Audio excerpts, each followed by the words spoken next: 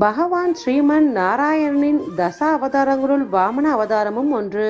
இது தசாவதாரங்களில் 5வது அவதாரம். தேவ மாதாவான அதிதிக்கும் கஷ்யப்பர் பிரஜாபதிக்கும் ஆவணி மாத வளர்பிறை துவாதசி திதியில் திருவோண நட்சத்திரத்தில் அபிஜித் என்னும் நல்முகூர்த்தத்தில் நடுப்பகலான உச்சி வேளையில் பகவான் ஸ்ரீமன் நாராயணன் வாமன மூர்த்தியாக அவதரித்தார். பகவான் அவதரித்த வளர்பிறை துவாதசியே விஜய துவாதசி என்று அழைக்கப்படுகிறது.